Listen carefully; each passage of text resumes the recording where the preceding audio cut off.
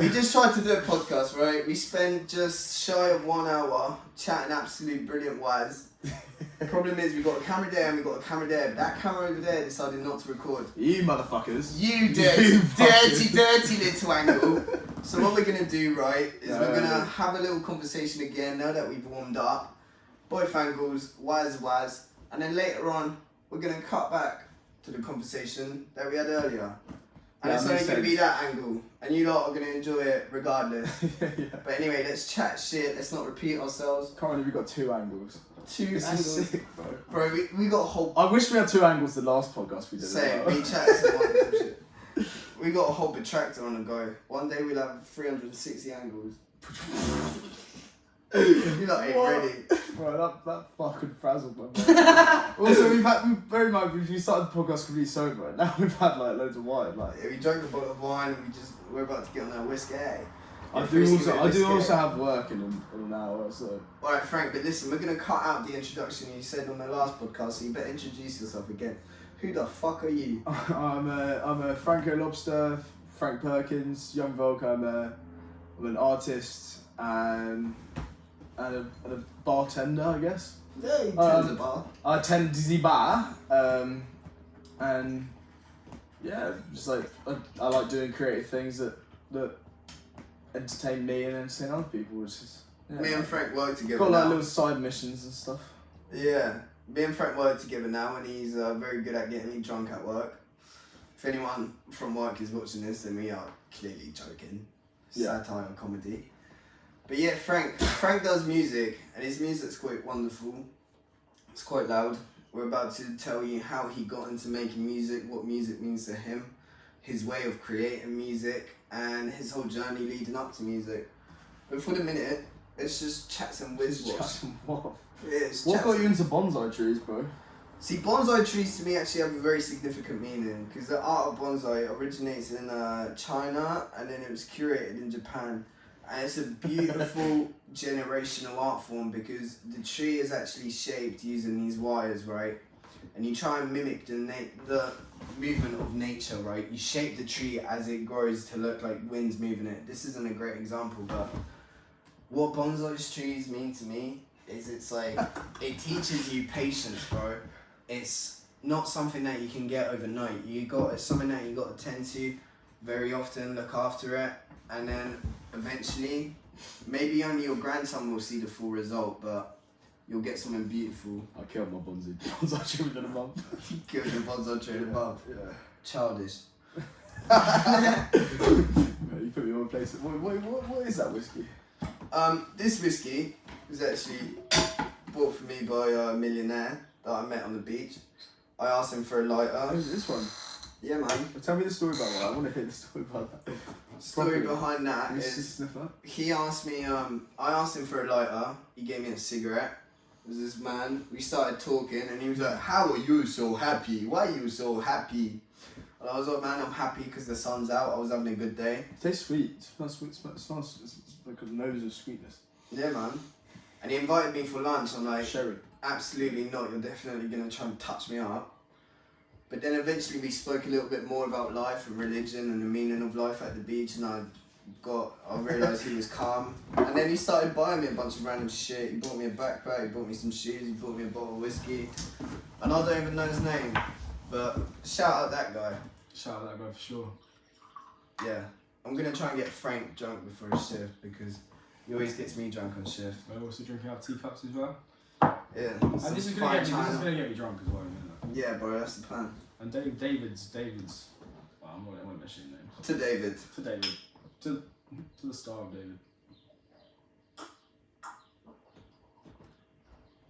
You just drink the whole thing? I didn't mean to.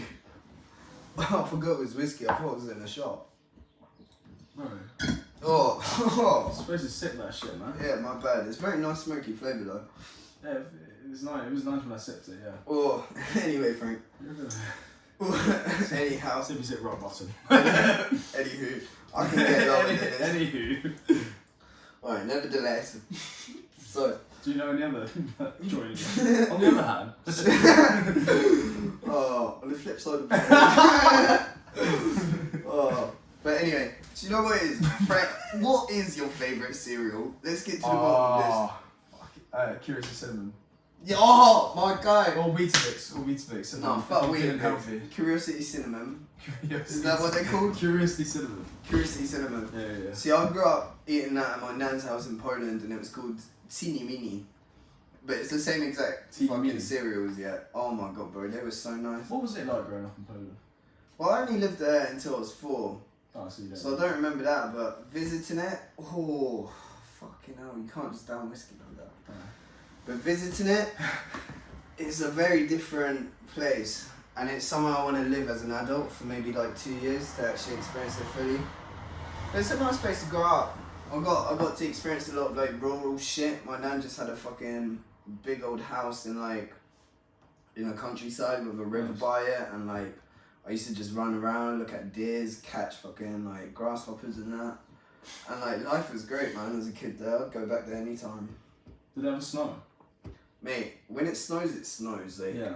Poland weather is my favourite because in the summer, Poland's next to Slovakia and like. What's the border of Poland? Eastern Europe. I'm not mentioning geography whilst drunk because I'm getting my lit up. I love geography, man. I love capital. I believe in I like borders with capital Poland. cities. I just said I believe in borders with Poland.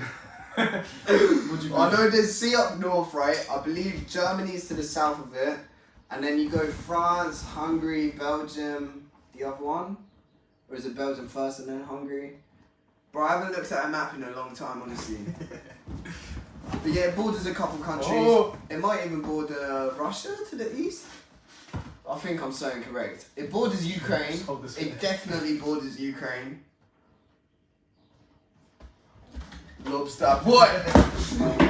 Oh. Punch through it. Yeah, come on. Yeah. You behind it though. Yeah.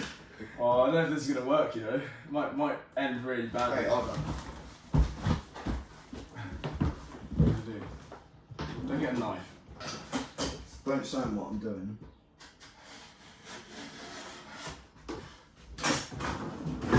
Hold the thing up. Hold the thing up.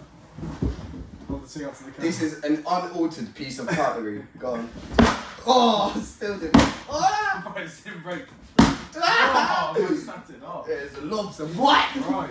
Bro, fighting as such, I think fighting is really like a part of life as a human. I love fighting, like not even in an aggressive or violent manner, but like fighting with your friends for the sport is probably one of my favourite things to do. Yeah. Me and Jude's my best friend, aka Bud, if you always see him on the thing.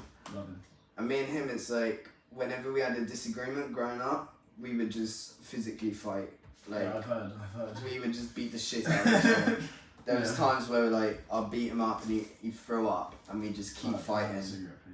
Yeah, of course, bro. Don't even I know. don't have any cigarettes left. I also don't have much money left until Wednesday. No, I'm broke as fuck. Yes. And I'm meant to take Ebba to dinner.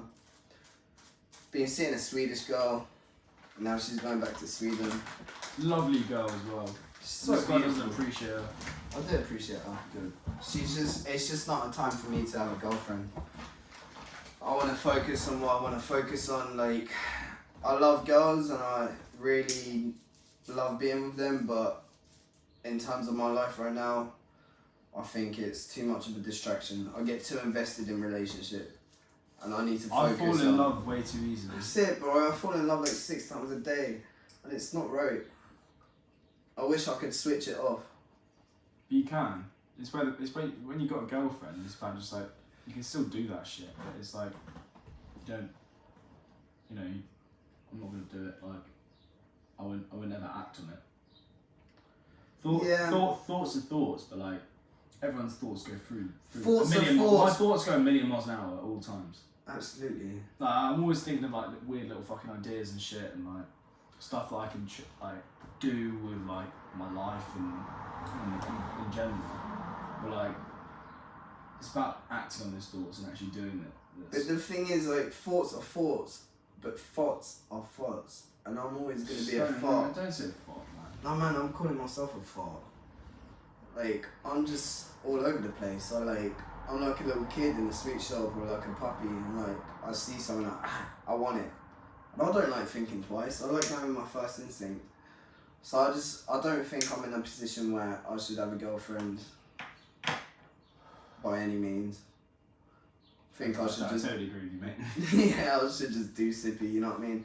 Because there's a lot of wonderful people coming into my life and the last thing I want to do is hurt them. So I'd rather just be like, take a step back. Take a step back. Easier said than done though. Anyway, right now me and Frank are going to sing you guys a song.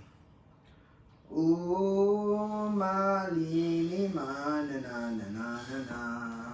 So bali kika kika kika. Ooh, ka ki ki ka ka ka ka ka ka ka. Rally for the poor kika. Yeah, it's me and it's Frank, and we're about to tell you a little song. A little sign about a podcast. This podcast with Frank and Sippy. It's really cute. Yeah. I can't like. We got an angle over here and an angle over there. We're gonna talk a lot of words and we simply do not care. We're smoking on the unbelief. We're drinking on the whiskey. Yeah, I'm a disc jockey, but I don't flick the switchy. We don't flip the switchy, we ain't moving sketchy. We're sipping on that whiskey and we're smoking on that unbelief. I'll pull up on your girlfriend, I'll leave her in disbelief. It's a figure of speech, I'm not here to preach. I make believe, I put faith inside agnostics. Like I put let it cook. dick It's a chef. inside a goth bitch. You put dick inside a goth bitch. I love goth girls, man. I don't necessarily. I each their own. I'm more. You know. See, I don't think I'm classed. What is a goth girl? it's well, I guess to them it means more than style, but Isn't it like quite a broad? yeah, like if I see somebody dressed in all black with some heavy makeup and some big boots, to me they're a goth. I don't know if they identify. That's your stereotypical goth. But I'm a stereotyper. I'm not in the culture enough to know what their ins and outs are of what they believe in. Like, So I've seen you dress all in black as well. man, I've got a Slipknot hoodie. That's it. Mate. I've got a Slipknot hoodie. Do you know what it is for me? Like with makeup, I don't personally like makeup. Not that I don't like it. I don't find it attractive when a girl wears makeup to like exaggerate her features, where she like wears foundation and her whole face is one thing. But girls feel comfortable doing that. If they do, then that's all blessed. But to me, I don't find that It's attractive. different for lads though. Yeah. Lads don't wear makeup. But with goths, they wear makeup as like an accessory. The way you'd wear like a pair of Girls sunglasses. will do that as well. You're talking about girls who just do it to cake themselves in foundation. Yeah, I don't like it because then I'm smooching you. You taste like chemicals. All my bed sheets are fucked up. You're getting it on my top, and it's like I'm looking at you, wondering what you look like without it. And a lot of these girls really don't need it. They're beautiful without it. But what goths get right, I think, is they do makeup without trying to embrace their features, but they like they use it as like a accessory, like a pair of sunglasses, like some crazy fucking eyeliner. I think that can go a long way to me. Show style in a different way, and I fuck with it heavily. Have you heard about birthday makeup? What's birthday makeup? When girls wear their birthday, they don't wear makeup ever, and then when it gets their birthday, they cake it on. Nah. Sometimes it doesn't work. But I'm new sometimes to it does birthday work. makeup. What would you name your kids if you had a kid like tomorrow? Well, I've actually got this planned already. What? So if it's a girl, Flo, like Florence. Nice. I think it's because it's my grandma's name who I didn't meet, so I thought it'd be quite nice. Yeah. Florence, and then Ezra. Ezra, nice. Ezra's a nice name, and also it's like it's quite a nice name. There's a few like Dexter. Got written down somewhere, I think. Alright, under what, you know, like people killing other people, yeah, murder. Yeah. Where's this going? It's obviously quite negative, right? But like, under what circumstances do you think it's okay to take another person's life? Where's the knife? In a legal format, like through the army. What? Do you actually think that? Well, I wouldn't want to. I wouldn't want to fucking kill someone. No. But I don't think I want to kill someone full stop. No. Yeah, I think But me personally, I completely disagree with the army. I do not fuck with the army one bit, I'm not gonna lie. No, but like, if you're in the army, then you have to kill people, right? But why are you in the army? Because it's a regimented form of work, and like people enjoy that shit. Like I know a lot of people in the army that they enjoy it, and like. I know, but listen, when you're in the army, right, you're killing people and it's legal, you get praised for it. Because it's the state's enemies, right? And the state is in power. But imagine you've got your own enemies. Say there's somebody who's really done you dirty, the same way that countries do each other dirty. If you were to hurt them, you'd get put in jail for it. Why is it okay to kill people for other people's motives who are in power, but not for your own? It's not really. It's not. It's because it's against the law. Well, fuck the law, bro. No, but you wouldn't want to. So say someone did something, like okay, say someone did something to my family. Yeah. That made me want to kill that person. Yeah. Because it would only be something to do with family. Yeah. Like I wouldn't kill anyone because of my friends or anything like that. I would. I wouldn't kill anyone, full stop. But I'd equally murder someone because of my friends versus family. I wouldn't though. You I see my You friends wouldn't. as You family, You say that, yeah, I say it same, but like. Because I've got like two friends. But you wouldn't it's murder like- someone, would you? Like. No, like, not in the first place. Like, But say there's a Don yet that raped my sister, which I don't have. then I would kill the person. Then And he killed my brother, and he said, I'm going to kill your grandma next. I would feel inclined to stop them. Yeah. By possibly You would, murdering yeah, them. but it's a circumstance, isn't it? It all depends on what your feelings are and your emotions are. But like, I don't think in my emotions I would ever want to kill someone.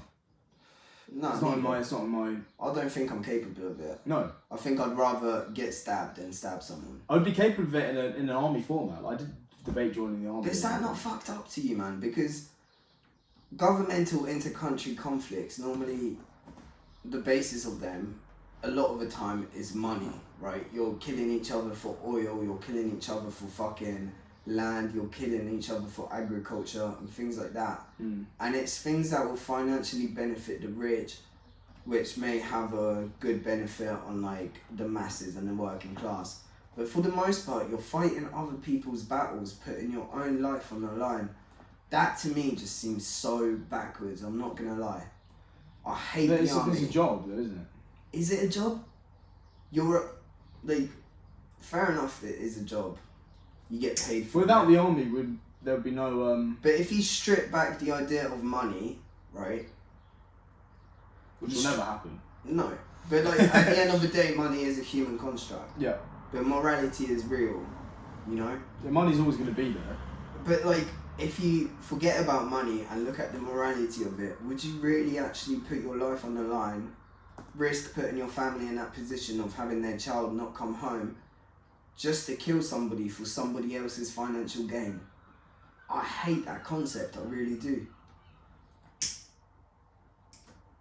I understand what you're saying, but also at the same time, like, I think the army is an establishment, it's something that's always been there for centuries and centuries and centuries, and people are always going to want to join the army because it's something that is patriotic and something that's, you know, it is a thing that's been around for centuries and centuries and centuries, and it protects our country. Because there are other countries that still rely on armies to boost their exist, yeah. Because like, you know what's going on, well, like fucking Ukraine and Russia at the moment, and fucking Palestine, and, you know, there's loads of things going on in the world that rely on armies, and as allies to other nations, we rely on our army to protect other people and help other people. But joining the army, because I did debate it, but then I realised that I'd probably be the worst fucking soldier ever, because I don't want people telling me what to do.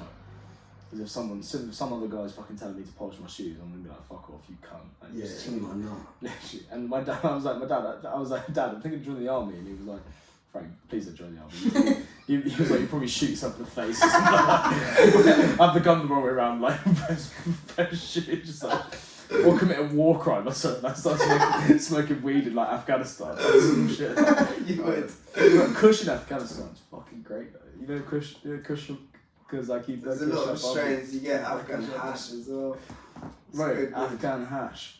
For me, it's though, like, I think maybe it's the fact that I lack a sense of patriarchy at all, because I feel like an immigrant in this country, and I feel like an immigrant in the country I was born in. So to me, like, borders just really don't fucking exist, and I struggle to find a point of, like, fighting to protect them. Because I know it's idealistic, but I sort of have this vision, right, where the world's just one thing. And I know that will never happen, because there's so many, like, strong differentiating beliefs, but it's like, I feel like borders just create conflict. You're like, this is me and this is you. It creates a separation. Well, the world is made up of majority C. Yeah, man. So like, we are actually all connected in one way. Yeah. Like, we're actually a very Connected small. We're actually a very small part of the world. Yeah. Like, because Earth is a planet. Yeah. As a planet, we make up like 30. I think it's like 30%. Yeah. 70% is water. Yeah. So like, we don't actually own. We don't run the world. No. There's parts of the sea that haven't been discovered yet, you know? Yeah, like the majority. There's still parts of the world to explore. Like, there's still islands. I guarantee there's still parts of the world on Earth that have still not been discovered yet. Yeah. Like, But it's like, why can we not just be... Why do we have to be like English people next to French people and French people next to German people away from American people and Chinese people over here? But it's not though. Anymore. Why can't we just be... It is though, bro. Like, patriarchy's such a real thing. Everything's defined by nationality, right? Exactly. Why can't we just be humans on Earth? As a one single collective? We are, essentially. But it is defined by what language and stuff you speak. Because obviously you can't communicate with someone without... Yeah. Well, I can't communicate with someone... I can communicate with a Spanish person somewhat. Yeah. I can hold somewhat of a conversation. I'm not fluent, but like, I could hold a conversation. Yeah. Depending about a certain thing. Like, I could say I'm like...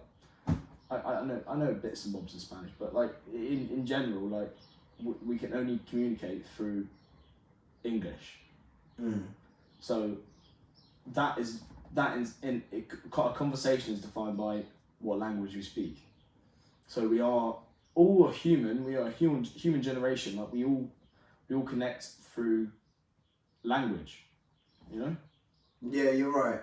Well, that is getting subverted now though, because like, obviously I've watched like films in like different languages. I've watched films like I've listened to a lot of music in different languages and stuff like that, and like, you can sort of understand someone just through like listening and understanding what they're doing. I'll take one of those as well. One. Well, I suppose if we had that's a 50 mil. That's a double. Yeah, man. 1, 2. Sweet one. And I suppose like, if we did become one big unified country, we'd also lose out on a lot of culture and like a lot of history. You wouldn't understand what other people and other countries are doing, right? I don't know. Separation just scares me. I feel like it's something that can be really detrimental. But I do suppose... We're very privileged in this country, though. Yeah, such a first world country. When I went to South Africa, I went to like a township in South Africa. Yeah. And like, I understood how another the culture was just like it was horrible seeing that amount of poverty, you know. Bro, and poverty in England I complain about the is state. different, I complain about the state of my house at the moment. I live with like 7 people at the moment, and like I don't complain about the. I complain about the state of my house, but then I look at like a township in South Africa and I'm like, fuck, like... Frank, what's the best Christmas present you've ever received? Funniest one I've ever received. I was supposed to get Avatar on DVD and my uncle bought me Aviator. Oh, it's funny. I might have confused that story a little bit with another story, but that is some I think it was my uncle who got that. But yeah, I also got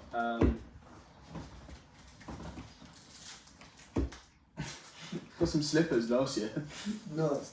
It's funny how when you get older, your Christmas get more and more shit. But you get more and more excited about socks. Yeah, like I love getting a pair of fucking like genuinely the pair of slippers that I got some weird fish like blacked out. You know, like the North Face slippers. Yeah, the puffer ones. The puffer jacket slippers. Yeah. Yeah.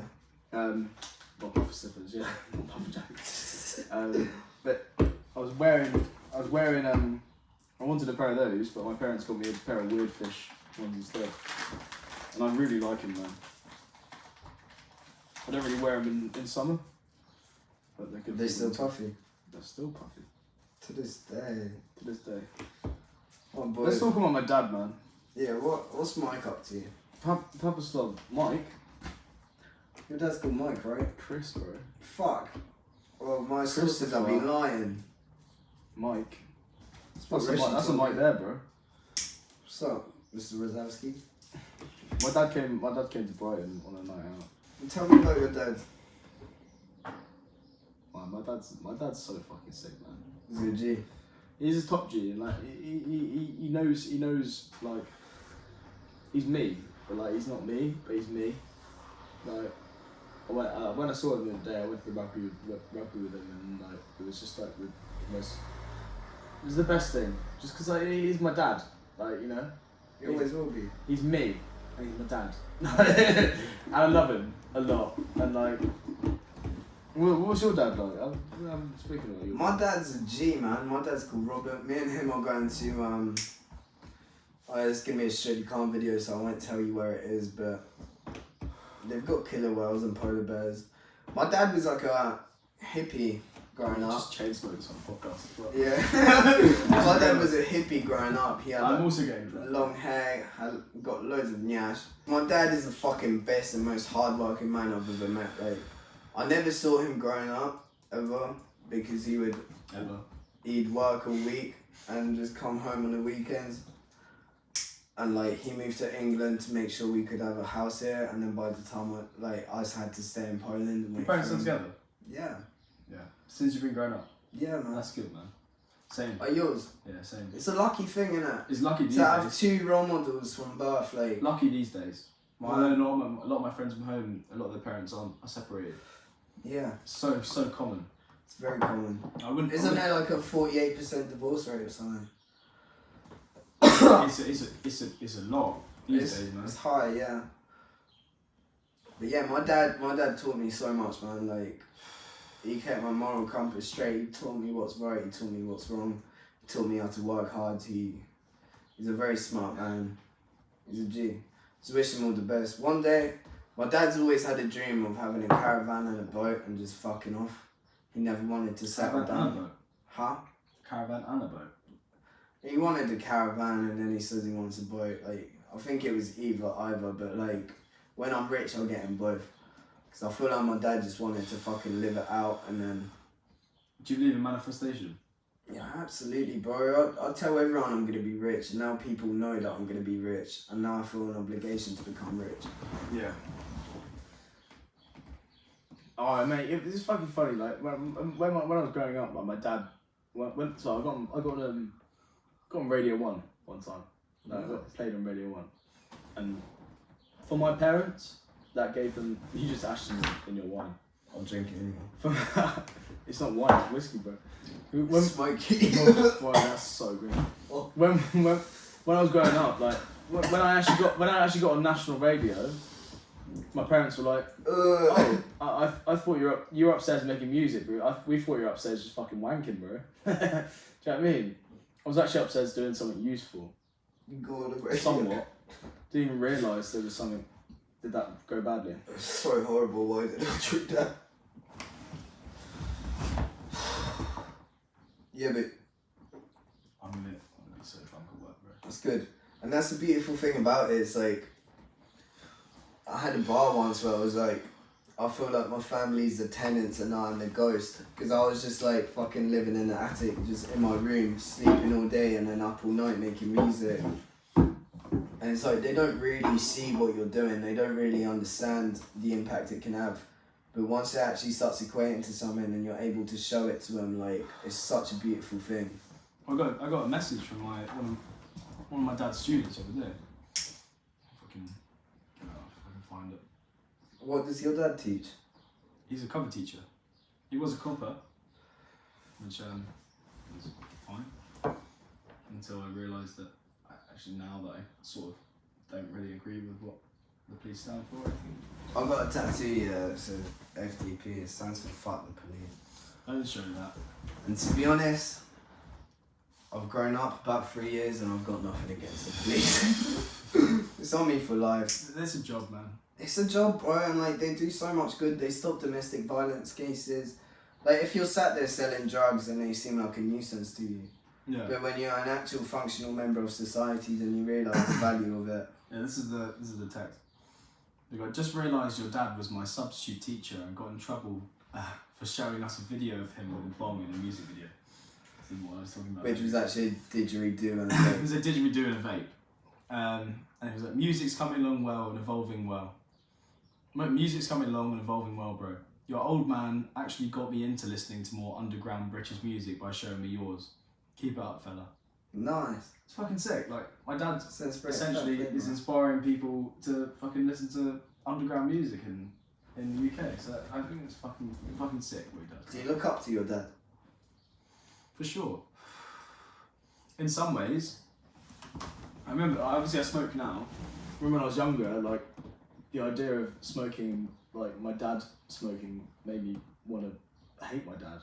Yeah. But now I understand his sort of like upbringing, why he started Smoking what, weed or ciggies? Ciggies. Tell me one more story. Okay. So there was this one time, right? I was I don't know. Yeah, you can. Nah. Come on, blur out all the details, Frank. Open up. The best content comes out when you open up. Tell that story. Take that blockade out of your mouth and keep it rolling, Let bro. me think about it for a second. Don't expose yourself. I'm not going to expose myself at all. Frank has beautiful blue eyes. I can't see my eyes though. I can't see mine. My chat gets so bad. when That's I- the thing with when, eyes. when I get a girlfriend, I've got a girlfriend right now, and like whenever I try and chat to anything, it's just like the chat just goes down. It's because pulling is a sport. And it's, So you go whale watching. you got to say, practiced. Whale watching. Yeah. I'm going whale watching at the end of next month. In the club. No, killer whales. No, story. All right. Yeah, I swam with a great white shark. Touched a great white shark. I'll just go through every story that I've ever got. Yeah. One time a seagull shat in my teacher's mouth. One I had time, a seagull shat in the head of year's head while she's announcing an exam. Yeah. It was fucking great. Yeah, we're about to set. Right, pens are ready. I might need more whiskey, bro. What story do you want me to do? Do you want something fucking? Something crazy, bro. I was at a house party once. Yeah. It was a house party I was playing on. I was at my house, the house I'm in at the moment, and it was a fairly lively house. It was a Halloween house party, And we were fairly drunk. Well, I was very drunk actually. Yeah, I was on a level. So the toilets on the downstairs toilet, you know, the really grubby toilet, Yeah. the back of the toilet started spouting out with water out the back of it, like, literally like firing water like everywhere, to the point where the whole like of by the kitchen, the carpet area by the kitchen was just covered in water. And I was upstairs at this point. I was in my room. I think I was doing some illegal substances like cocaine and ketamine. It was one of those nights. Yeah. So someone comes upstairs and goes, "Frank, the bathroom's flooding." I'm like, "Fuck." Right, let me get downstairs right now. So as I'm walking down the stairs, I'm running down the stairs, I'm taking my clothes off as I come down the stairs. Prepare for the flood. Get to the bottom of the stairs, I'm in my pants.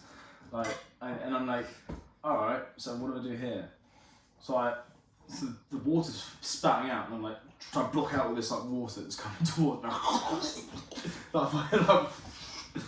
So I rip down the shower curtain next to me, like rip it down. and I shove it in the toilet, at the back, and I put all my weight on the toilet, and it's just like now I'm just like dribbling out with like water at the end, and then I take off my pants and put my pants out. I stayed civilised. Didn't get my willy out or anything like that as I usually would, but the shower curtain got ripped down, and then the toilet was still flooding at this point. So I'm like, okay, what do I do now? Because I've got a toilet that's spouting out water at the back. So I did DIY, Frank. I fucking got behind the toilet. I looked up online. I was like, oh, so I need to connect this to this, connect that to that, connect that to that. Solve the problem. But I couldn't flush the toilet anymore. You had to, and when you flush the toilet afterwards, you had to open up the back of the toilet and put your hand down the back of the toilet, and lift up this little lever on the back of the toilet that connects to the flush. But that's all water. It's fine water. It's not piss water. So I was fine just flushing like that. But I should.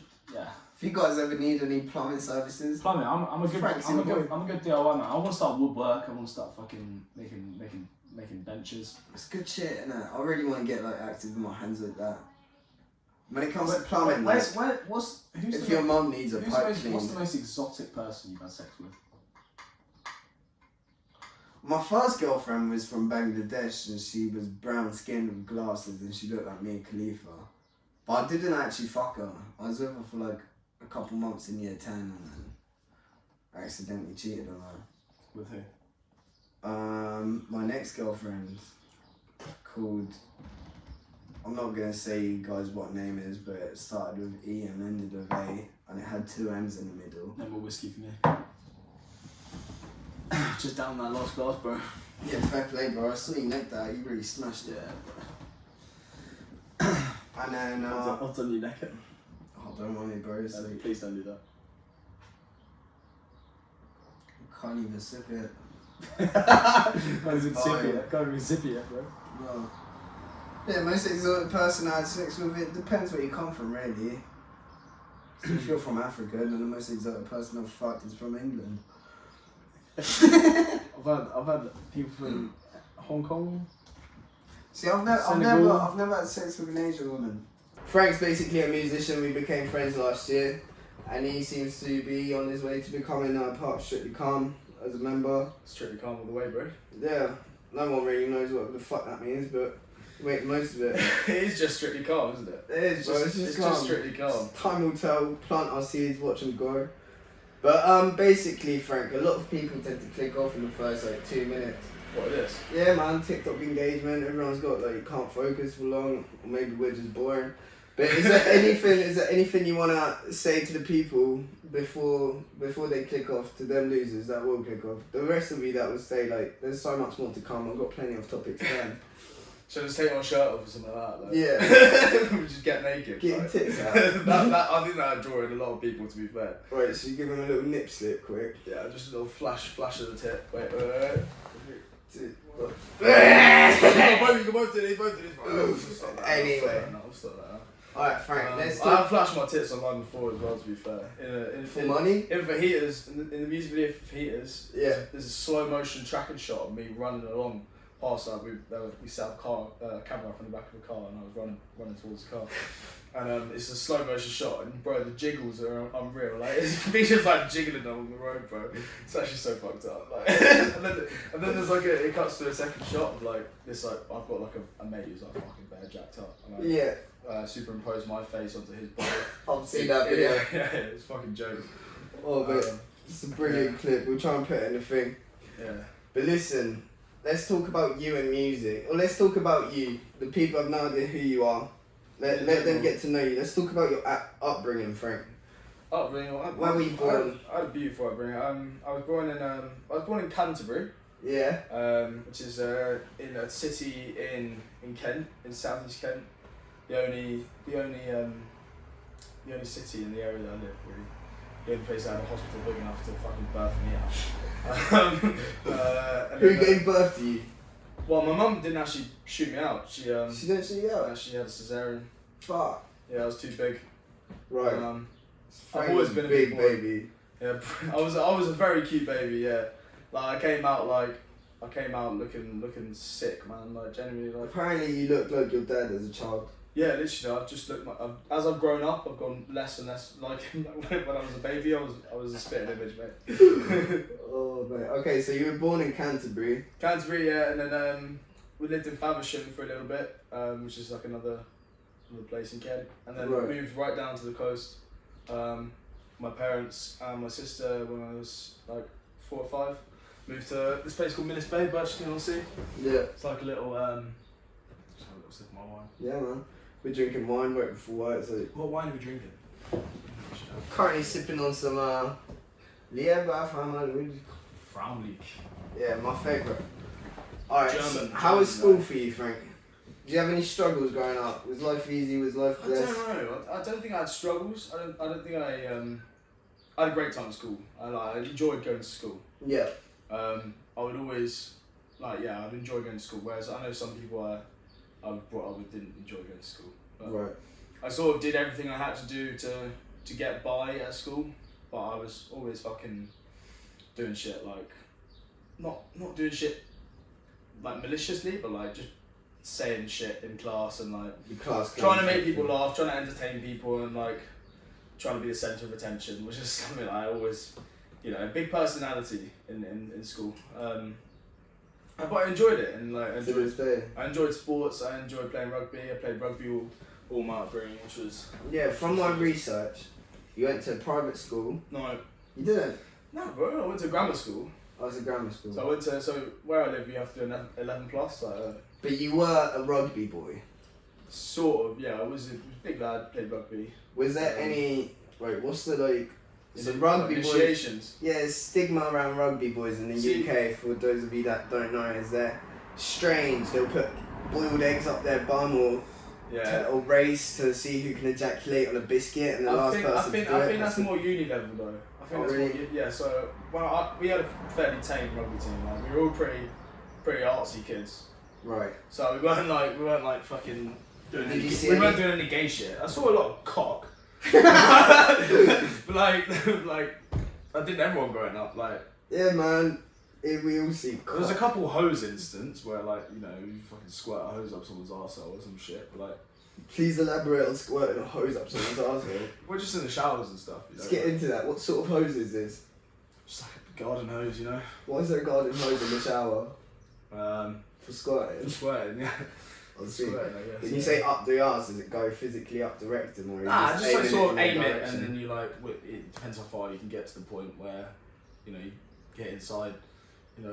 Is there anything else you've seen? Nah, that was I wasn't involved in that shit, by the way. I just No. witnessed this sort of this sort of stuff. I sort of wasn't really interested in the gay shit at that age. Maybe now I'm a bit older, more like fucking I swing that way a bit more now. I'm joking. I'm joking, bro. I want to see a reaction there. But yeah, no, like. So Frank's a bit of like a wild cunt, I feel like. Everywhere we go, people seem to know him. He doesn't necessarily remember how he met them, but Yeah. genuinely, everywhere I go with this guy, people know him and they've got some silly story to tell. Do you have like a really silly story, or just a story that stands out from your lifetime? This plant's getting precariously more and more. Just be careful, bro. I love that plant. Yeah, no, this is a nice plant, man. What you also yeah? Is there a story that stands out that sort of sets the tone for your personality? Oh, mate, that's a beautiful question. Thank you. I feel like, just one story? It can be a couple stories, bro. We got time. I shot myself in Angkor Wat. Where's Uncle Wat? In Cambodia. Right. I don't know why I said that. Right. I said that. Right. Frank shot himself in Angkor Wat. Like, just like, shit yourself. No one like. If people say everything happens for a reason, they've never shit themselves in public, and I've done it multiple times. Yeah. Like of an age where I'm like older than. Just More than last year, I 60. shot myself in IKEA. In IKEA. Mm. What section? No, like the What shitting made you myself shit? is what happened. So obviously, what made me shit myself was a huge plate of meatballs, and then my little brother runs up to me, punches me in the stomach. I'm like, oh, like they're coming out. So I run to the toilets. The toilets are in maintenance. If you ever been to Southampton, horrible place. But it was in that Southampton's IKEA. nice, man. I quite like Southampton. Scammers, I know play a few people who are in Southampton. They like it there, man. Like, Yeah, man. It's well, it's probably nothing there. Actually. Some people don't know what's good. But tell me a better story than shitting yourself in Cambodia. Oh, I ate some squid crisps. Right. I don't think this personifies me. Wait, where's the black? Whoa! Send it here, bro. She ain't saying. Shit, man. Sorry, guys.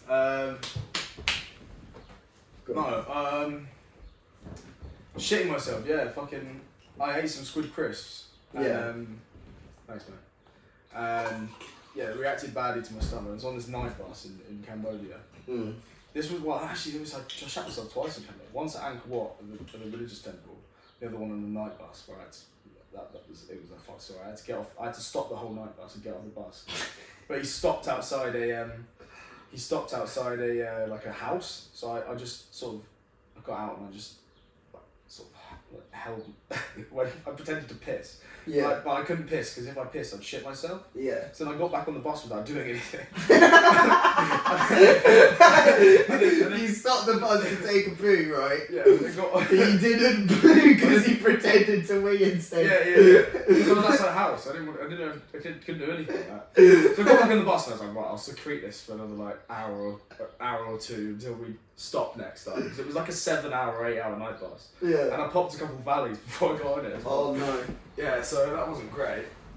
Combined with the squid crisps, I was like sat there like this, like sort of like, trying to secrete the shit. Missionary position. Right. And then it just got a bit too much, and one of my best mates was asleep next to me as well. Like, we had like a little cabin to ourselves.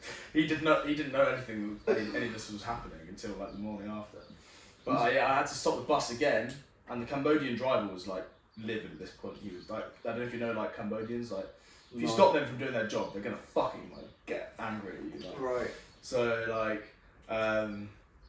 yeah, stopped the bus again. And he was like, started fucking shouting at me and shit. And then I got off and I just pulled down my trousers and just shat everywhere on the side of the road. But then I started pissing at the same time. So shit. And then I was like, oh shit, where's the toilet roll? Oh, Frank. Yeah. Talk to me about. I'll stop the story now. Yeah. But that doesn't personify me as a person. But That's what I asked. that was that's just what a you funny answered. story. Okay, funny story. I feel like I don't know. What you say one? You say one. Alright, What do you think I'll give you a little personifies prompt. I couldn't possibly tell a story that personifies me as a person. No, I like asking questions that I couldn't answer myself. I just started talking about shitting myself. I ain't got a skinny I was like, what personifies you as a person? I shit myself at one time. It's that shock. I feel like when you get asked a question that's hard to answer, you just sort of like retract from your like social persona and go back to like settings. Do you know what I mean? Yeah, no, I totally agree. But yeah, no, I understand that's hard to answer. But a little birdie, when I was doing a bit of stalky research on you, Frank, before this interview, told me to ask you about your travels to Vietnam.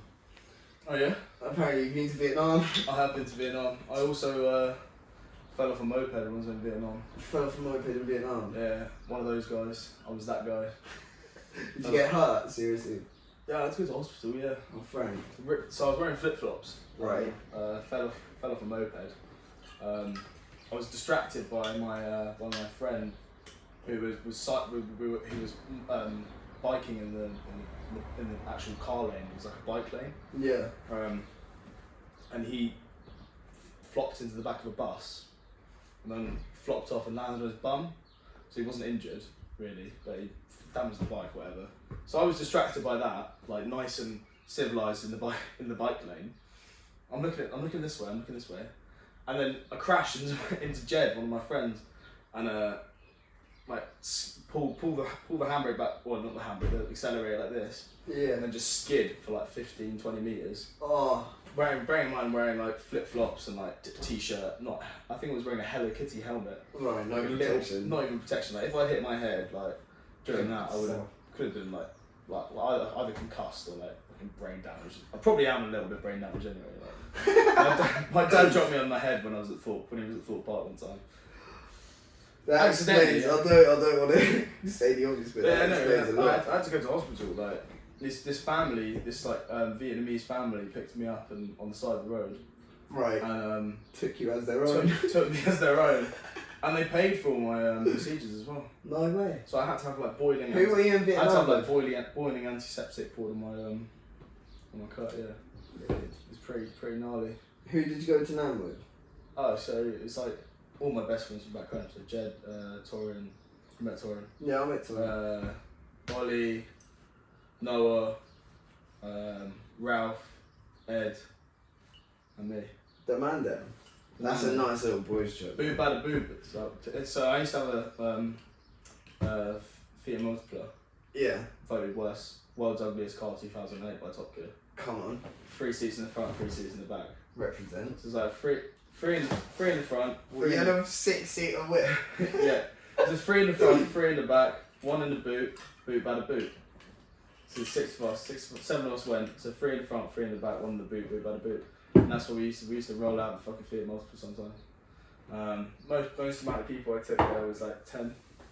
Took 10 people in my car. 10 man deep in the I field. nearly run over a few people as well. Oh, Frank. I looked at going to Vietnam, Yeah. and one of the things that my friend told me about Vietnam is that, Might have some more. yeah man, help yourself. Sex workers, Sex workers. yeah. Apparently they charge around £6 for a service in Vietnam. Oh yeah. Yeah, a prostitute in Vietnam costs £6. I was wondering if you happen to know anything about that. I wouldn't, you know. You wouldn't. Nah. There we go. For the record, Frank knows nothing about prostitutes in Vietnam. I know about prostitutes in Antwerp. Tell me about prostitutes in Antwerp. They're just there, aren't they? They're there. They're really there. They're there. Yeah, prostitute's prostitute, man. They're doing their thing. Like, I don't Yeah, mind. it's a worldwide profession. It's older than time. I feel like it Yeah. has a place in society. How do you feel about sex workers? I think I'd love to be one. Yeah, it'd be fucking great. I've debated. I think sex workers they should be allowed to do their thing. Legally. Well, they are sort of legal, really, aren't they? Yeah, I feel like when you make it legal, it becomes a lot safer. But honestly, I went to a strip club. Yeah. And it scared the shit out of me, man. I ran away. I left all my friends. Where? In Brighton. I went to strip club in Brighton. Which Yeah. one? Platinum Lace. The one next to, not Platinum Lace. It might be Platinum Lace. Platinum Lace is the one next to East Street Tap. Zahara. Yeah. So I went into that strip. Zahara's such a bad club, man. Oh, It might be getting better these days. They've been putting on some good events, but Zahara, from what I remember, like I went to an event there before and there was literally like 4 people in the club. I shot an event and it was pretty tragic. Yeah. But what's it called? I went to there, yeah, and honestly it scared me because I just can't imagine paying for anything sexual because it's like, it takes away the whole purpose of like the chase and like a girl actually likes you because you just got some like girls and I'm not gonna lie, like I didn't find them necessarily too attractive. And they're all coming up to you, like, stroking your leg, yeah? And I was nervous. I sat there like a little bitch, shaking. I dropped my drink, yeah? And she's, like, all touching me up, like, money, ATM. And I was just like, What, in mate. Brighton? Yeah, bro. I was just like, I got out of there. I was like, I can't deal with this. I was just like, I don't think there's anything morally wrong with it. And if it's your thing, then fair play. But, like... I can't say I've been to one in Brighton yet. No, I won't take because strippers scared the shit out of me. That's what I've realised. Well, I think everyone's got their own hustle, haven't they? Like, Mate, I'm not dissing that hustle. If I was a pen girl, I would dance for money. If you're gonna make money and you're happy, Yeah. happiness is the main thing. No, bro, their hustle is 10-10. Like, I wish I could support it financially, and I do support it morally. Yeah. Like, I'm friends with some strippers and girls that do OnlyFans, and it's like all love to them. Like, there's nothing wrong with it. But me personally, it just scares the shit out of me in my experience.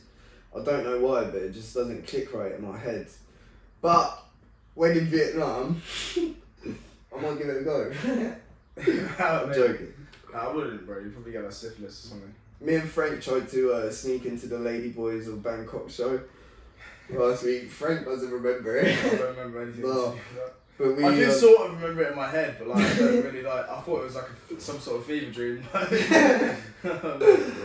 It did just sort of fucking happen. But yeah, we tried to tell them my talent, but they weren't buying it. Tell me, Frank, about how you got to Brighton, basically. So I was at Newcastle. So I finished school, got fairly decent A levels, and I went to Newcastle Uni. I was studying film, film and media, and like documentary filmmaking and stuff like that. And then realised that wasn't for me. I was putting on like events and stuff in Newcastle. I had some really good friends up in Newcastle, and like I haven't seen too much from them since then, which is like a bit sad. But like I'll keep in touch with a few of them, and like they're really genuine people that are gonna be like my friends for the rest of my life and stuff. So Newcastle gave me a lot. I did like I partied a lot, man. Newcastle was really good for a nightlife, like for sure. Yeah.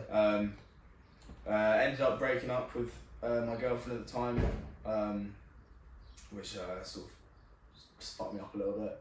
And then I took a year out, like put everything into music. This was all through COVID and stuff like that as well. Bear in mind, like put everything into like music, and was like making music all the time. Like bought like a whole load of setup and stuff like that. And like obviously I made tunes before that, but just at the studio. But I could now do it like at home, like properly.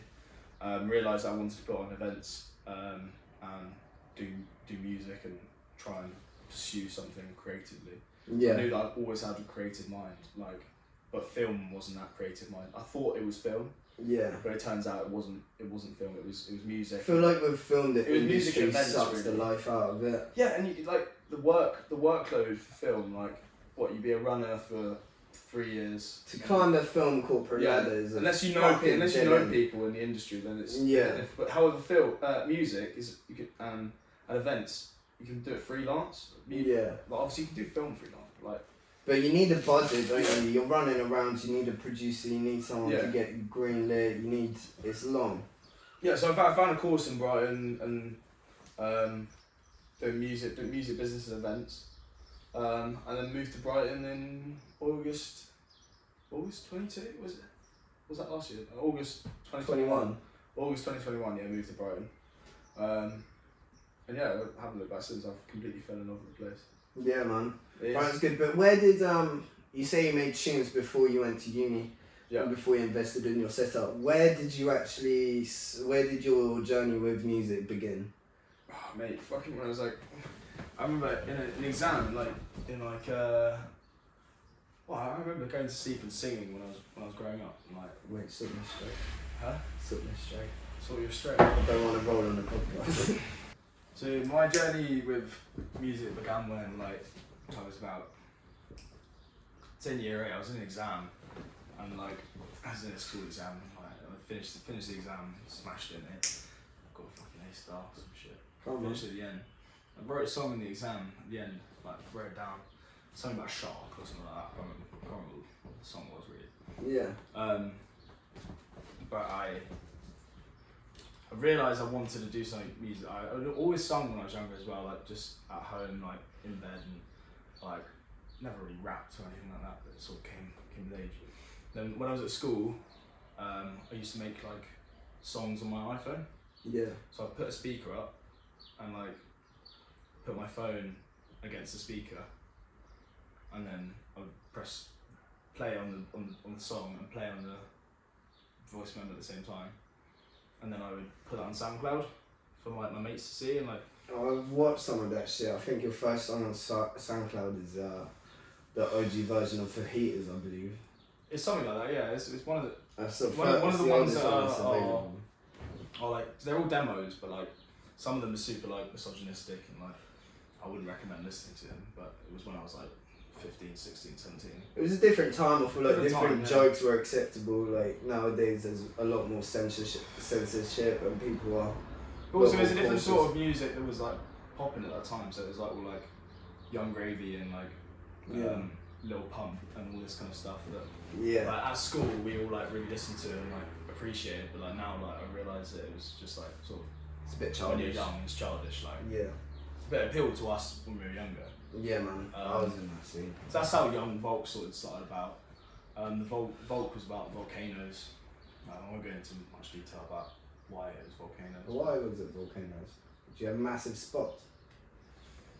No, smash the spots. Wait, spot that looked like a volcano. Nah, it's sort of like the. Yeah, just like volcanoes, isn't it? Yeah, volcanoes fucking stuff. And you can see in I've actually got a line about it in the song. It's like white horse on a black pave, pretty villain or a dead case, life of lux but I'm sustained. My dick's bigger than a volcano. But it's not actually, it's probably like a little bit smaller. A bit smaller than volcano. You can see the fucking influence from the SoundCloud era just in your name, Young Volk. And I feel like a lot of people did start music at that time because of like lockdown and everything. And you got that whole wave of people called like Lil or Yeah, like Young, you know what I mean? Yeah, like, yeah. That was Stereotypical right. rap thing, yeah. But the fact that you've managed to like keep it going and not let it die with that era shows that music is actually for you.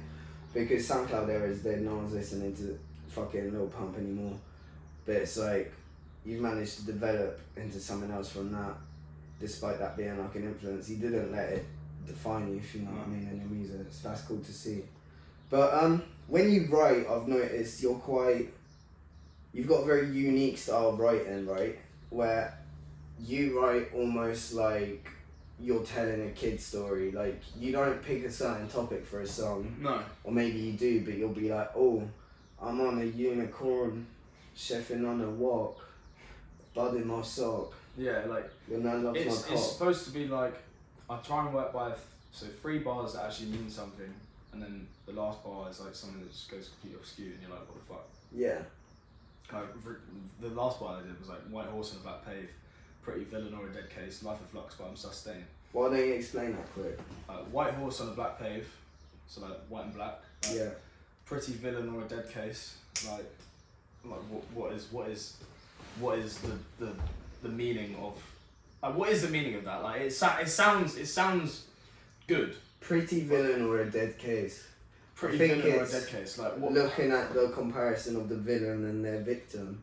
You know, who like what is that? It's opposites, but it's Yeah, what's good and white what's horse bad. on a pretty villain, like life of lux, but I'm sustained. Like I live a life of luxury, but it's sustainable. Yeah. My dick's bigger than a volcano. Like what does that? Why Throws it off. Yeah, like And I throws think off a that's little what bit, catches yeah. people off guard in your music. That there is a lot of meaning in it, but then you're able to just completely flip the script and start chatting shit about something completely random. And I think that can like. But I've started going down the more route. I want to paint a picture in someone's head. Right. Pardon me. And then the lyrics should sort of like I've said, people have said before that like when they listen to a song they can see what they, you know, they can see everything. Yeah. Yeah, it's wine. It's good, isn't it? Yeah, it's fucking beautiful, man. Making me belchy. My stomach had some cereal this morning. But yeah,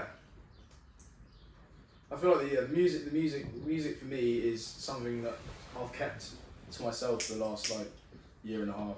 Yeah, I've noticed as well that like. I haven't released in like a year and a bit, but it's still sort of maintained the same amount of people listening, sort of. I mean, it's gone down a little bit, but It's not gone off. it's not gone off.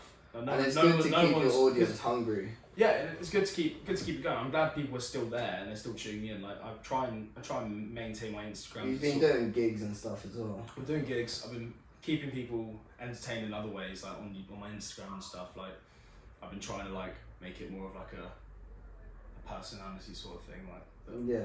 Young Volk is. And you got a good personality to sell, bro. I feel like you Thanks, should bro. go down that route. You're entertaining and you're good with words, man. Like Thanks, bro. when you write, seriously, I don't know anyone that writes like you. I think you're very descriptive, but like not in a literal sense. No. I think a lot of like mind bending sort of similes and like. Yeah. What's your favourite bar that you've ever written? That's a fucking brilliant question. I might you have to give me a minute to think about that. That's cool. There's a few, bro. Like I would say like a. What was the one I wrote the other day? Let me think. There's so many. I quite like the one that I remember I sat around at a piano with a few of my mates back in the day, and like it was like yabba dabba doo, Flintstone make a fire. I got spirit in the flame, run the night to inspire. Mayonnaise coloured Benz, I got white lines. 10 running on the page just to waste time. There you go, bro. You're touching on all sorts of different Yeah. criteria of life. I think I like using like language that will fit a certain generation. Mm-hmm.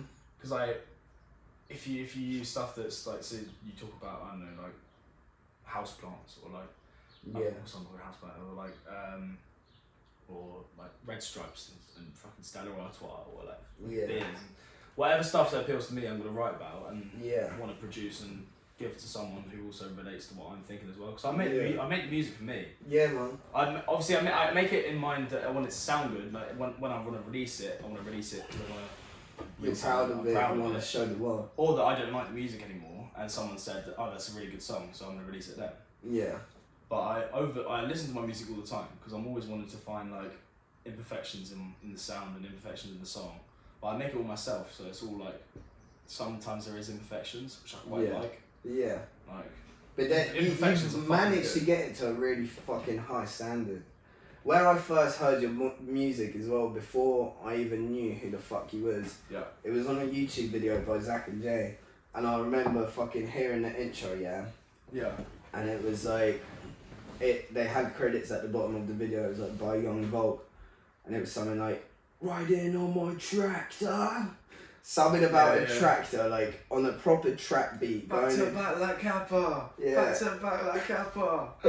And like, it was just such a fucking unique song, and I remember hearing it, and then I saw the name Young Volk. I'm like, oh, this guy. I was sort of jealous that he got featured on the Zach and Jay video before I even knew you. I didn't even know he got featured. I was like, someone said it. One of my mates said it to me. But that's fucking crazy to me, and clearly there is an audience for your music. Like, where do you see it going next? What direction do you want to take it in? How do you want to progress as an artist? I think. Well, I've got music that I've got loads of music that is there. Yeah. It needs to be released. I've been saying music's coming soon all the time, but like it's about getting a release strategy, and like I don't want to just release it just for the sake of it. I can want to release it with like a motive and like a proper strategy to actually have some sort of recognition for it. Yeah. Not for anything, just for myself. I want someone to say like, yo, that's actually decent, you know? Yeah, man. Like I've got tunes coming out with my dad. Like I've got familial tunes coming. I'm thinking about Father's Day. When's Father's Day? I don't know. Father's Day, there might be something coming. Father's Day track drop. Where's Father's Day? Let's give it a little look now. Where's Father's Day? Where do you Hey Siri. When's Father's Day? 18th of June 2023. 18th of June. That's really soon. So soon. 10 days time. There might be something coming. I can help. I can help. I can do that. 10 days? That's fucking plenty of time. That's it would have to mean a week and a bit. It would have to mean that I'll have to get approval from my father. My dad's got in trouble with his he works at, he's a teacher now, works at a school, and I remember I made a video with my dad in it, and loads of his students at the school found the video. What was he doing on the video? It was like for my A level. There was like a video to, do you know Chaser Status, No Problem? Nah, I'm uneducated. I move like water, I go where they flow. I go, you know. Yeah, I know. My dad knows all the lyrics to that. every time he goes on a night out, like, he came to Brighton, went on a night out with us to like fucking patterns and shit. Yeah. Like, he was boogieing around in the fucking in the smokers and shit. It was fucking crazy night. But anyway, yeah, he showed it to his students actually, the video. Right. And they found it. Yeah, kids eat that shit Kids eat it up. Like his teacher, he was smoking a bong at the start. But it wasn't a bong, it was a didgeridoo, and he took a vape token, and then he blew out. He was like, and it was supposed to be him like tripping out. Like, I'll find it and show it to you like after this. Dad's token on some didgeridoo. It was fully fucking funny, man. Like, it's a great video, and like we had a really good time making it, and I edged it all together myself, and like I think I got a C for it. In media. Like, yeah, but fuck it, or because it was against the sort of rules of what you're supposed to actually do. Yeah, but that, mate, I'm at film school right now, and I find that it's probably the worst decision of my life. I find it completely stomping my creativity and like Yeah. just makes me hate it. I'm gonna finish it because it's fucking the only thing my mum's ever wanted from me is to finish school. But if you're thinking about going to uni, I highly discourage But you. that is the thing though. I think like it is more of a status thing. It's such bullshit, bro. Like if you're going for It's something, not. It's not actually. I retract that saying because it's not a status thing, is it? not It- like it I helps think you for a get- creative really helps, degree, It really helps you get a waste of fucking time. job though, because all that jobs want to see is that you've got a degree. Yeah, This is what I but was thinking about. I was what thinking, kind of person wants a job? Not me. We've got a job, like we've got a job right now, but like it's about like so the way I look at it is. Yeah, like, but that obviously- job didn't require a degree. For context, he's a bartender. I'm a chef at Riddle and Film. They got Riddles, man. Big up Riddle. They got the family of Riddles. Oh, like, wonderful place. I absolutely love them, man. Like I feel the best of Riddles. Like. It's such a good place. And it's made me want to like, because I want to, my dream is to own my own venue. Yeah. That's what I want to do. Cause out of your own venue, like forget all the music stuff, like that's just something that I want to do on the side and Creatively. be a hobby. That's my creative. You don't want to sustain on No. depend on it for money, I don't otherwise wanna- it'll become yeah. a job, innit? But yeah, to have my own venue, have my own space for other people to come and do the things that I want to do. Like I want to own my own restaurant and have that as a music venue afterwards, like sort of tapas space in the day and then like a bar and like a music venue in the evening. Beautiful dream. I believe uni is a great thing if you know what you want to do and you require uni, right? If you want to be a lawyer, a doctor, you're pursuing that career path, uni is a necessary step that you need to take and you'll go down and learn. But if you want to be an independent creative like me, then uni is the most backwards waste of money that I've ever seen. I've never wasted so much fucking time and money in my life. I feel like it's nothing but a distraction. I learned so much more from my job as a fucking training to be a chef than I do from school. I totally agree. Like, I've learned fuck all from film school. All I've learned is that I hate the film industry. Well, I've obviously, yeah, like you said, like going to uni and actually studying something creatively Yeah. hasn't helped me creatively. No. It might help you If make anything, connections. I've done more stuff extracurricularly, like on my Absolutely. own, without the uni helping me and telling me what to do, than I have when I've been at the uni and attending lectures and stuff. Yeah, man. I think college is really good because one, college is free and like I done music at college and it let me it gave me the basic knowledge needed to record and produce music. Yeah. But I feel like above that level, it's just sort of like it's up to you. You're meant to take it away. You're not really meant to like sit around and be doing assignments like some sort of melt. Yeah. You should just fucking crack on and do your own thing, build a real portfolio. But anyway, let's talk about life for a second, Frank. Yeah, let's do it, man. Like I love life. life, Life's fucking good at the moment, bro. Let's face it. life's not bad at the moment. Life's is it? pretty fucking good at the moment. Life's alright, man. But life to you, man. What are your main goals and like what's important to you morally? Happiness for sure, bro. Yeah. Yeah, like that's that. I feel if you don't have that sort of and confidence in yourself, Yeah. like I think at the moment I haven't felt this is the best. Obviously, it's because it's summer. Like, Sunshine helps. literally, the sunshine Bit of helps me vitamin so D. much, bro. I think I get like seasonal, like I don't really, but like The seasonal depression seasonal is such a real thing. it's not man. depression, but like it's just like fuck. It's just grey outside. Mhm. What am I gonna wear to layer up? Whereas today, I just fucking woke up. I put a t-shirt on. I put a fucking pair of shoes on, a pair of shorts. Walked out of the house. Where's my bag? All right, let's go. You know? I don't have to like faff around You with can like forget a t-shirt. if it happens. putting a fit together, like putting like a I don't know Layers. layers. No onion. And also like I get hot when I get hot in winter. I get hot all the time. Yeah. Like I don't want to be like I get hot in winter. Like I don't want to be wearing layers and then I get hot and then go all red and sweaty. Like I'm just like you know, Frank, how'd you get the name Lobster Boy? my face goes red from time to time. Yeah, this man goes red as fuck. Sometimes he's looking like this pair of shades or this lighter. Or if But it's all it's stages of redness. Like it'll go red and it'll get like more red. It's just Asian flush, man. It happens to some people. Like I always got that as a kid when I got shy. I'd always go mad red and then everyone would be like, you're red, and it'll make me more red. yeah, yeah.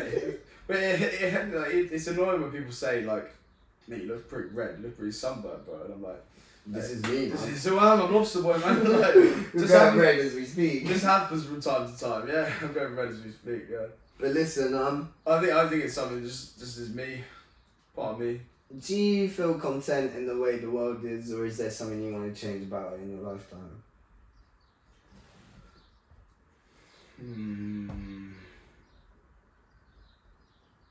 Obviously, yeah, there is loads of things in the world that I would like to change. But is there something that you like want to have an impact on in particular? In terms of what actual impact. Yeah, man. Like For me, leave a little legacy. Leave.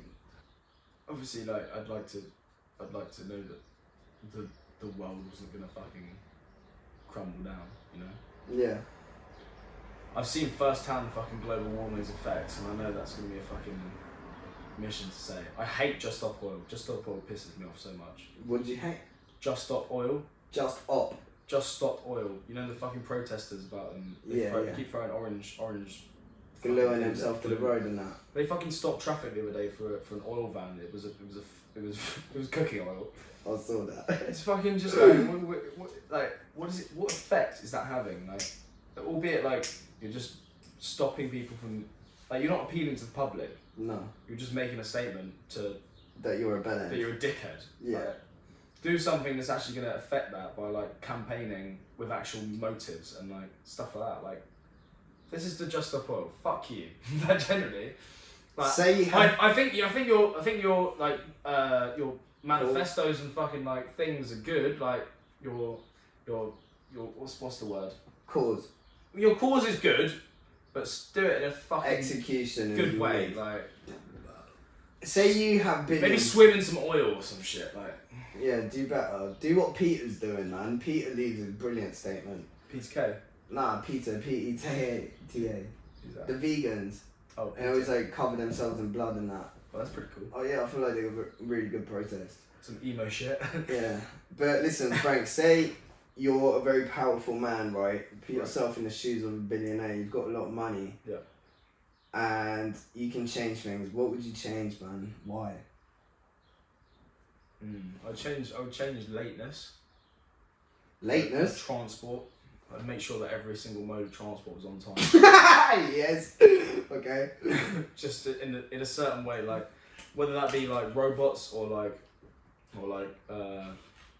just something to just getting rid of all the people that work at the airport, because generally some people, I've been late for flights before and the people at the airport have just been cunts. Yeah.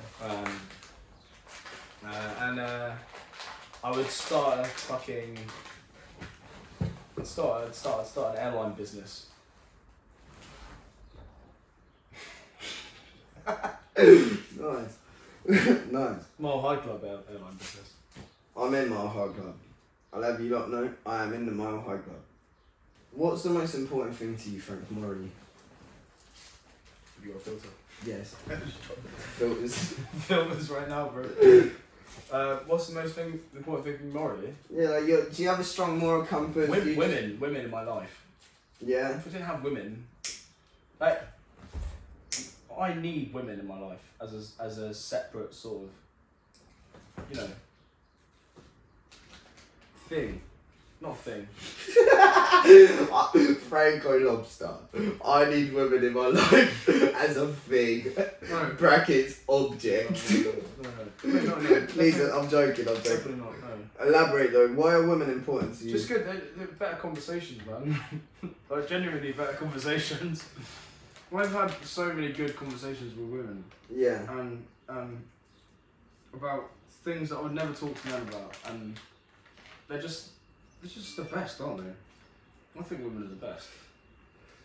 Do you feel like you rely on women in your life? Oh yeah, for sure. Wouldn't say my mummy's boy, but like. Sounds like you're a mummy's boy. No, I'm not. I'm definitely Father's child. Daddy boy. Daddy's little boy. No, but I'm a mummy and daddy boy. Mm. No, I see that, to be honest though. Like, you speak about your parents a lot to me. Yeah. And you even mention them in your music. You've made music with your dad. Yeah. Why? How? What? Do you have a good relationship with your parents? I love them, man. Yeah. When I was growing up, So my parents we took out like a month every year when I was growing up, from about the age of 6 to about 16, about 10 years of just going on holidays in summer. Yeah. So we'd go to like Sri Lanka, Cuba, Mexico, Guatemala, and Belize, like South Africa, America. Like, but I've travelled a lot. But basically, turned me into a traveller. Yeah. When I was growing up. That's So really sick. when I finished my A levels, I wanted to take a gap year and go travelling with my girlfriend at the time. And my parents said, no, go to Newcastle, go and do your studying. I took their advice. However, I maybe should have taken that advice. I should have taken that gap year, and I probably wouldn't continue. Yeah. But then again, do you not feel, you say you got a lot out of Newcastle, you'd have missed out on that if you didn't go for it. I feel like parents are always right, man. I feel like if you got strong role models in your life that you're especially... But I took their advice because I always take their advice. Yeah. Well, I try to anyway. They've been there for me ever since I Was born. was born. Yeah. Same with my parents, man. I love my parents. If I could have one woman in the whole wide world, it'd be Miranda Cosgrove. If I could have one woman in the whole world, it would be Ana de Armas, Who's that? Spanish actress. Oh, She's in War Dogs. okay. You know War Dogs? The movie? Yeah. The girl in that who's shagging Miles Teller. I can't remember. She's also in James Bond. I can't remember which James Yeah, Bond. Bond girl, man, 1010. She's a Bond girl. Yeah, Spanish Bond girl. I find, to be honest, if there's like one Spanish race bondage that I find the most attractive, it's definitely like Hispanic Latino girls. I feel like they just know how to like handle it. They move differently. Yeah. I love Spanish girls or like Colombian girls. Like they make me very happy. Spanish bitch, fucking good. Get fajitas. Yeah, man. Got stripes, no Adidas. Get a Spanish bitch, fucking Go good. stripes, Get no fajitas. Adidas. Is that referencing like stretch marks? Got stripes, no Adidas. Could do, if that's what you want it to be. Cause I love girls with stretch marks when you're like Nice stretch marks. in there and she's got like some tiger stripes down the side. Yeah, tiger stripes, yeah. I don't know what it is, but it's very attractive. It is very attractive. I love cake. I love bums. On that note, thank you very much, Frank. I love arses, man. We're ending it once Are again. you a tits or a bum guy? Bum. You know, like, I love small boobs, probably over big boobs. That's rude. I really love pointy, nice, like, boobs Pointy? that... Yeah, man, boobs that will poke my Like a eye out. highlighter, bro. No, bro, like, I don't know. I guess all the women that I've been in love with have had, like, medium to small boobs. I found that forget what they look like, as long as they've got a good bum and a great personality. Yeah. A great personality is the most important thing. This shit. Because there's so many A bum does matter. A bum does girls. matter, but a Of good course. personality as well is great. Because think about it, like, there's so many absolutely lame girls, right? Personality first. And if they don't have personality, then you can't actually spend half an hour with them without wanting to kill yourself.